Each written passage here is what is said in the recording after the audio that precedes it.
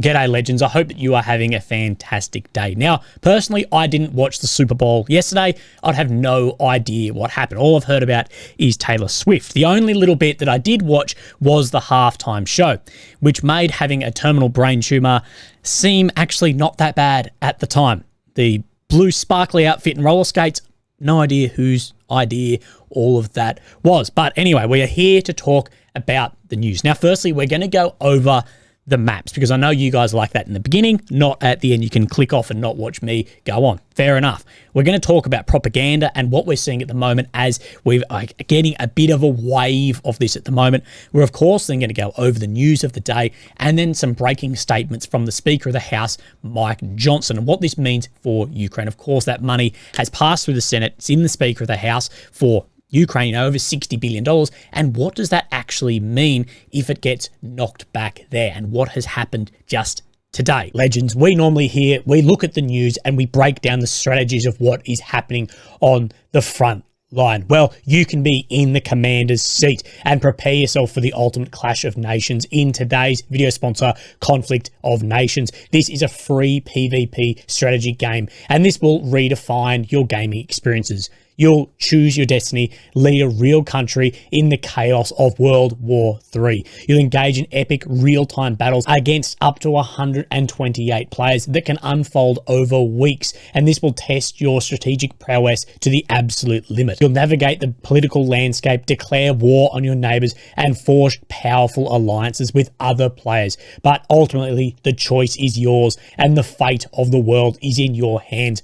Strategize, plan, and execute your way to victory. Engage in epic battles, capture territories, and dominate the world using your own unique strategy. And the best part is you can command your forces on both PC and mobile, so you can take the action with you wherever you go. Now, claim your exclusive gift by clicking the link in the description. You'll get 13,000 gold and 1 month of premium subscription for free. Your path to global domination starts now.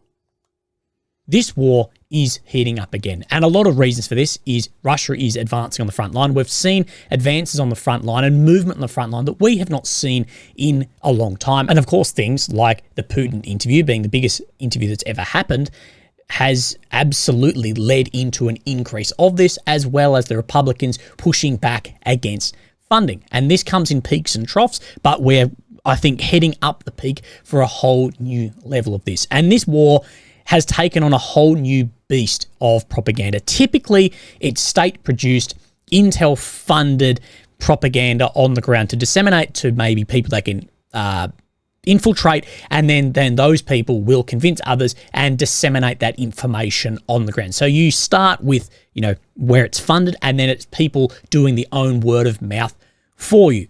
But this war has been completely different, really, with the rise of social media and then loyal followers of this war, who many have not fought on either side. They don't live in either country. They've never even been in the military, but have a voice online and are fueling that online world of propaganda and may not actually know where the truth actually sits. So they may be spreading misinformation, disinformation, and not actually knowing, and a part of that fuel. And as well, using the fog of war of the online world, because we have so much information at our grasp, to not only then misconstrue that information, but also can disseminate it far and wide incredibly quickly. And it'd be hard to actually then see where the truth and lies sit.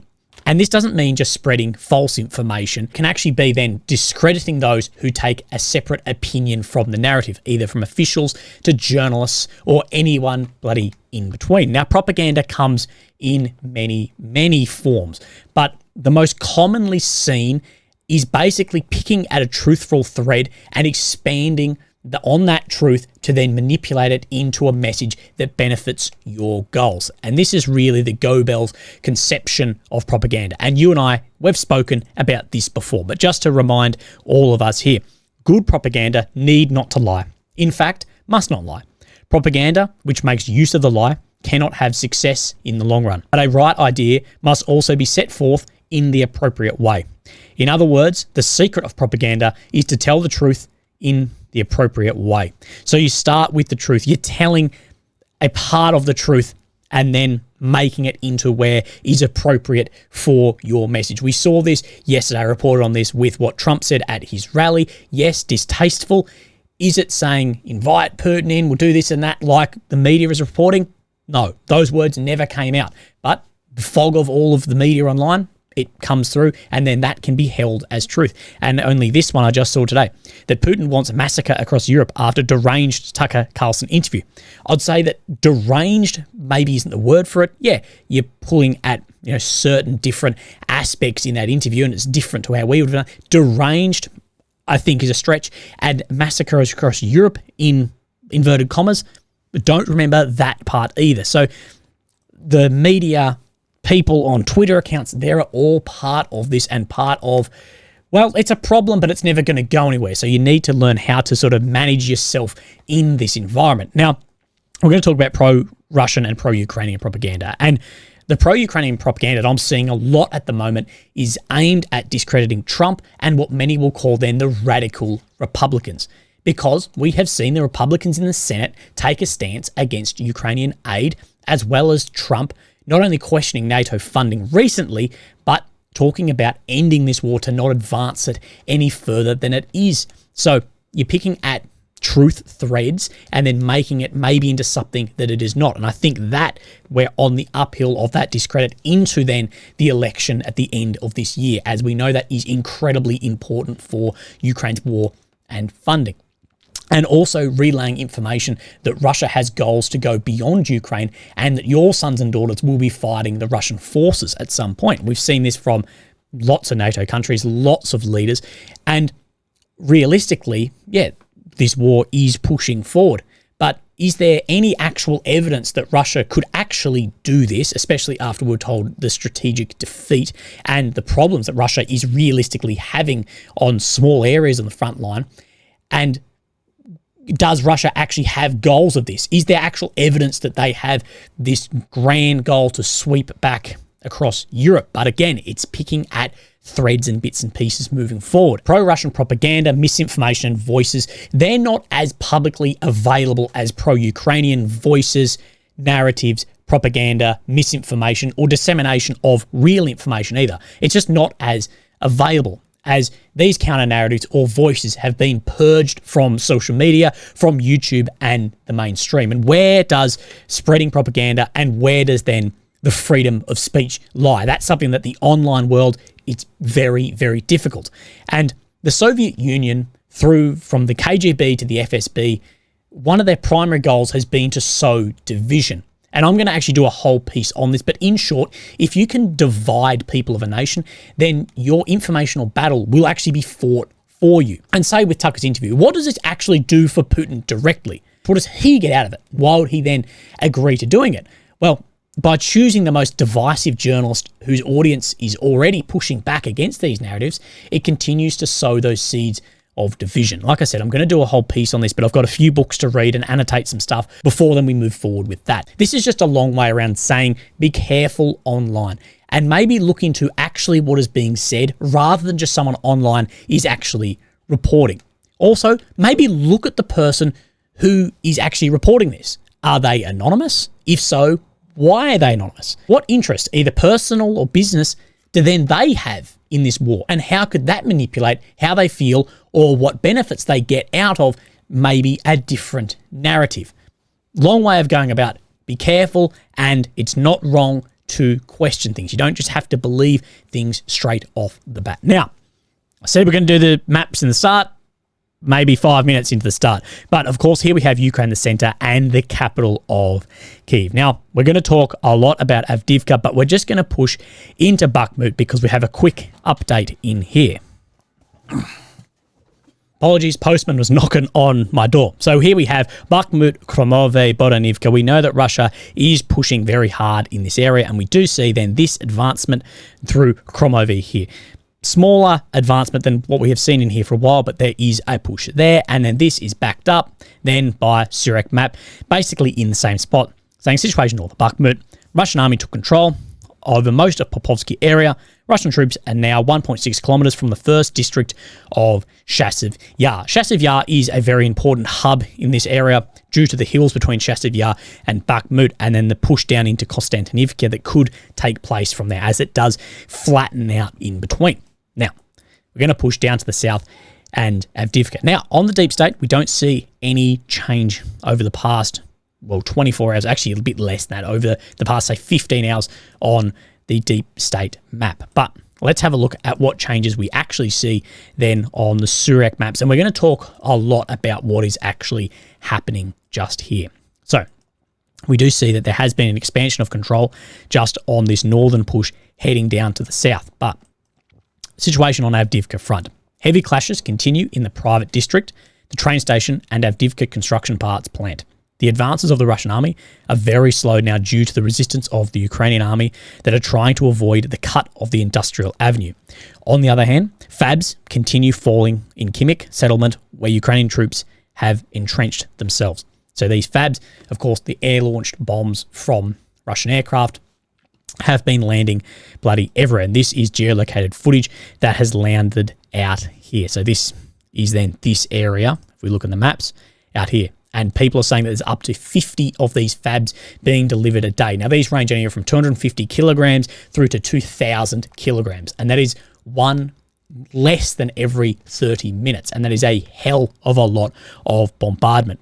And the big bit about seeing these landing in here is the ways out of Avdiivka is out of here, somewhere out into here, and then a withdrawal down these roads. Well, this one we've already said is probably cut off, but maybe a withdrawal we've spoken out here and down as well. But we are seeing with those FABs landing there and the amount of artillery that a withdrawal from here could be highly, highly costly. And this bloke, who I more than often disagree with, has been pumping out some stuff which I think is realistic about what's happening here.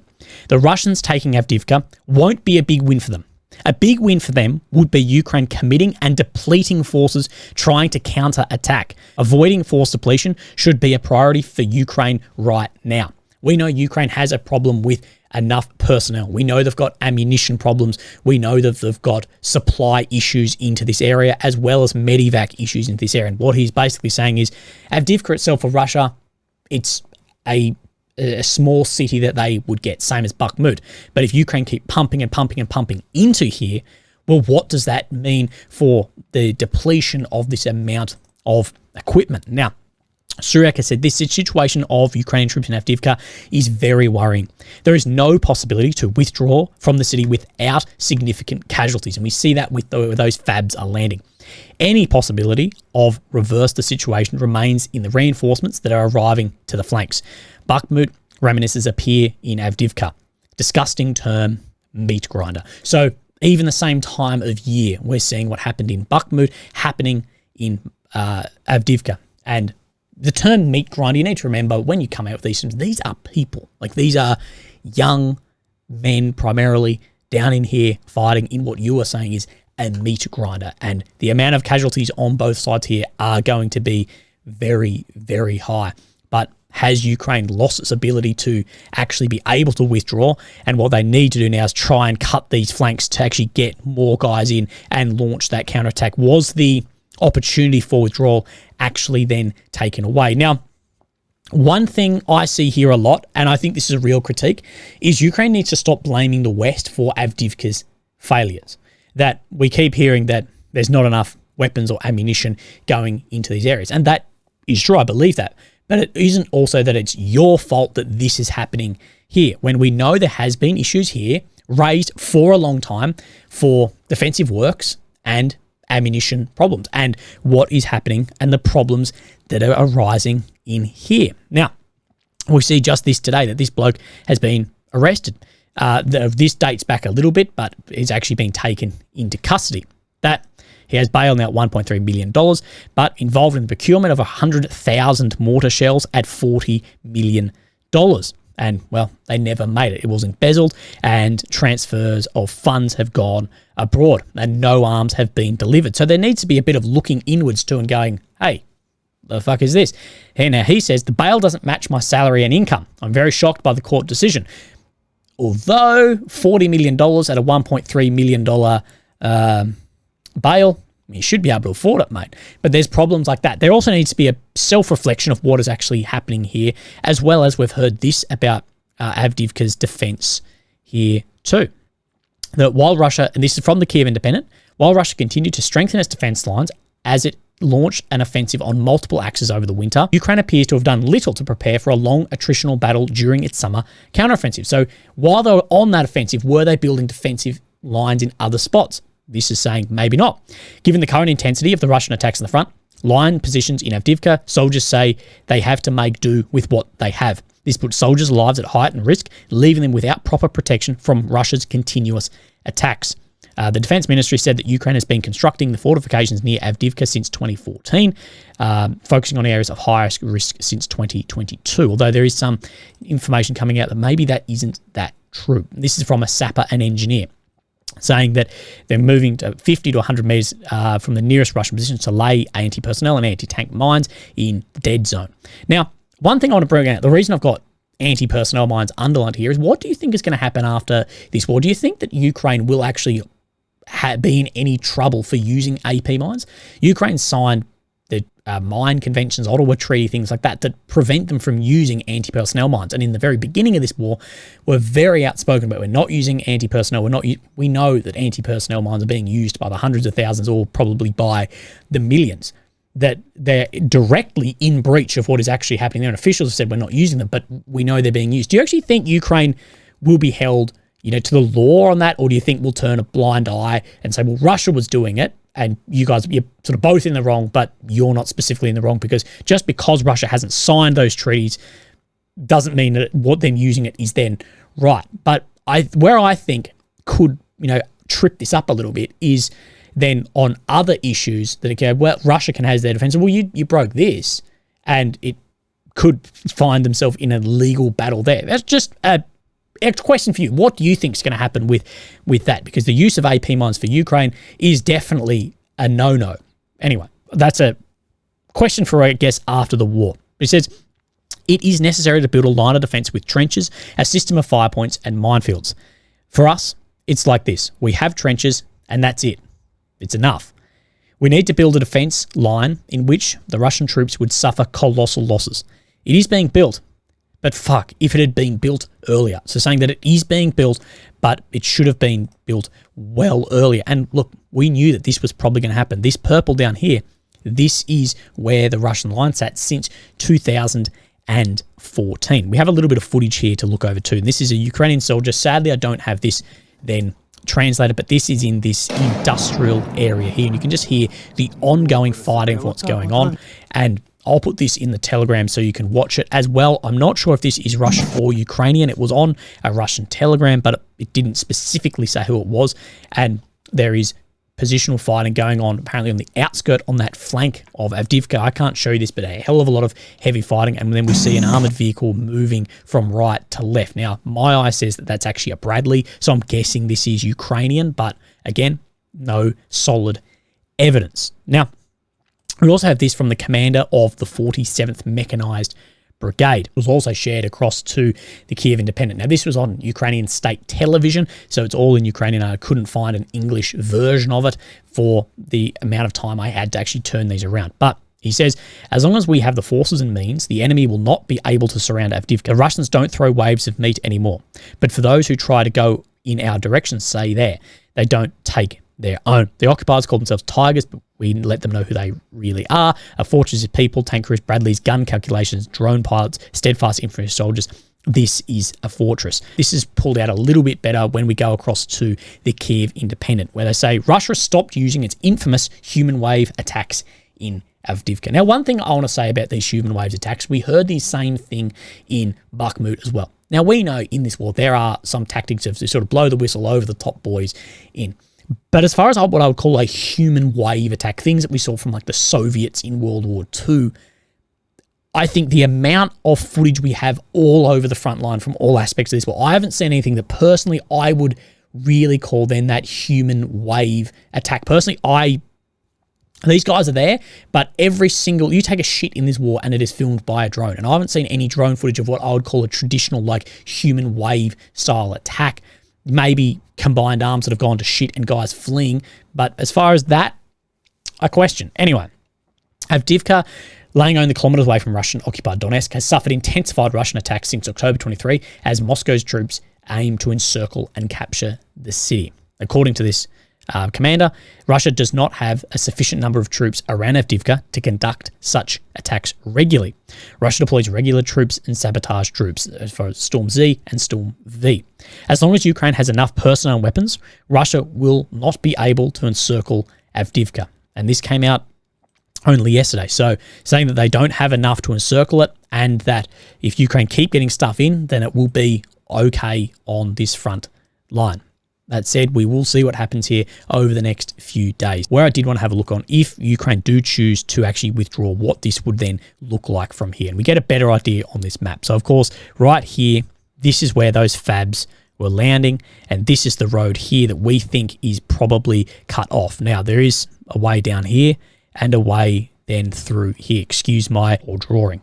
But this is where those are then landing. And I want to get a better idea of how it looks on the ground here. So we'll have a look then on Google Maps. Now, where we're looking is we're looking at the train station from here. So we are basically on this corner looking straight then across here. And we can see this better by this little map over here that we're looking straight across this field. So we can see between here and there, it is fairly open. And then we have a look out this way of where the withdrawal could take across on these fields. And it does look fairly flat. Now, there's a lot of these like shrub sort of trees here. This is all going to be flattened from the amount of artillery and armor that has moved through there now for well over a year. So we will see actually where this goes in the next couple of days. But like Surya correctly said, this will slow down a hell of a lot once it actually enters into Avdiivka. Now, something I did get slightly incorrect yesterday was I actually missed this part of this photo of this HIMARS, and you can actually see that it has clear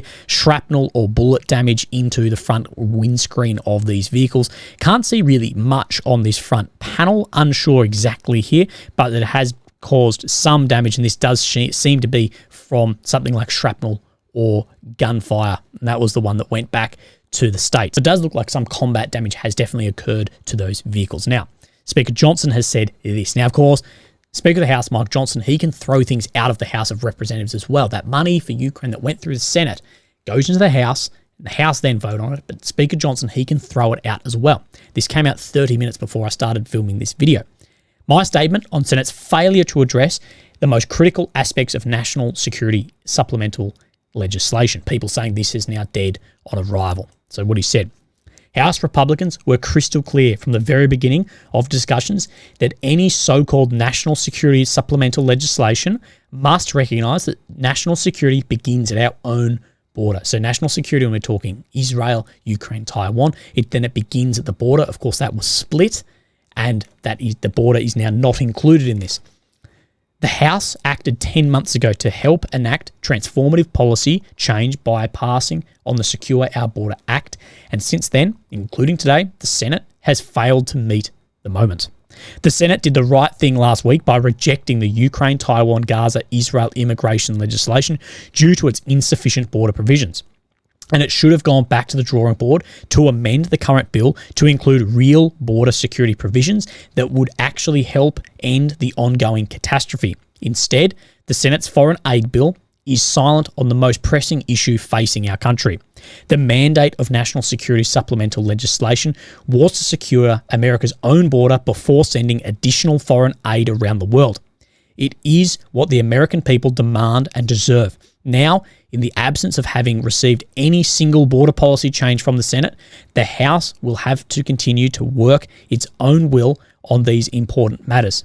America deserves better than the Senate's status quo. So what do you think of that? Many are saying that alone means that it's dead in the water. Now let's look at what the MOD says. In Feb 24, a new military research institute was established at the Moscow Higher School of Economics. The Institute of World Military Economics and Strategy, as it is known, was set up by the hardline political scientist Sergei Kagorov. It will be headed by Admiral Sergei Avakiats, former commander of the Pacific Fleet. who was relieved of command in April 23. Avdiivka believes Russia is in a state of long-term confrontation with the West. I wonder why he thinks that. The West is saying that we have to prepare, maybe conscript people for a long war somewhere. So I can completely see why people think this. It goes both ways. They listen to our media, we listen to their media. And people are saying to set up for years and years. And if you're 18 now and have got a cock, get ready. The new institute will cover politics and economics, but will focus on the military-industrial complex of foreign nations. It will also focus on the study of strategic deterrence and the role of nuclear weapons. It has been proposed that the employees of the institute will be mainly recruited from various faculties of the HSE. It will also invite researchers from various military academics, such as the Russian General Staff Academy. This will highly likely lead to closer interaction between Russia academia and the defense sector, boosting the militarization of higher education. Of course, that high up education is very important to trickle down through the military. Now, this was interesting too, that I saw from Greyzone, which is Wagner's official Telegram channel. Now, so privet, so hello in Russian. The war is now in its second year, and almost simultaneously with its beginning, we launched the anonymous communication, to receive information from residents and military personnel of Ukraine about the activities and location of the enemy. So here, talking about location of Ukrainian soldiers. So they're trying to get the activities and location of Ukrainian soldiers, of partisans that are working in Ukraine. It may just be Ukrainians who are pro-Russian. Thanks to those who helped and are helping to bring victory closer and restore justice. Special thanks to those who helped not only with information, but also with real actions on enemy territory. So, of course, like send a location of where these soldiers are, send where this is happening. We've seen Ukraine do incredibly similar information gathering with leaflet drops in areas that could be occupied, with phone numbers of, we'll help you if you give us information on troop movements or where things are going. And we saw that video from, I think he called himself Captain HIMARS, saying that if you give us troop locations, then we won't bomb where your location is too. So there's all of this going on then behind the scenes also. Now, Ukrainians have released that they believe there's a new hypersonic weapon that they have seen in a strike from Russia. So called the Zircon, an anti-ship hypersonic cruise missile, was adopted in January 23. This is the first time they think that they've actually found it. This is what then the Russians claim. Parts and debris, the jet engine and steering mechanisms have specific markings that they think is this, although a lot of just weapons in general share a shitload of parts. Now, also that the serial numbers on these does show that the rocket has been recently assembled. It does say the microelectronics are poorly reserved and practically cannot be analysed due to physical damage, that bloody bombers hit somewhere, and that they're doing a lot of measures to try and work out exactly how this works. Now, significant fragmentation of the rocket makes identification difficult, but we can already say that the weapon does not meet the tactical and technical characteristics declared by the enemy. So they're saying that it doesn't meet the same parts up here that Russia gave, but that they are struggling to analyse much else due to the physical damage. I'm not sure how those two conclusions have come about, if it's very hard to see, but either way, I'm not a scientist, and this is some footage of what it is here. So, of course, this is like an outline of what the rocket would actually look like, and these are then the parts that they have found. I'll put this on the Telegram as well. If you're interested, you can watch through bits and pieces of destroyed rocket, if that is what gets you going. Anyway, legends, that is it for today. Sorry if there's cuts in this one. I really struggled to speak today, but look after yourselves, and I'll speak to you tomorrow. Thanks. Bye-bye. Thanks again to the video sponsor, Conflict of Nations, the free online PvP game, the real strategy game that is a modern global conflict where you can choose your strategy and engage in epic battles from wherever you are. Remember to get the exclusive gift, click on the link in my description. You'll get 13,000 gold and 1 month of premium subscription for free.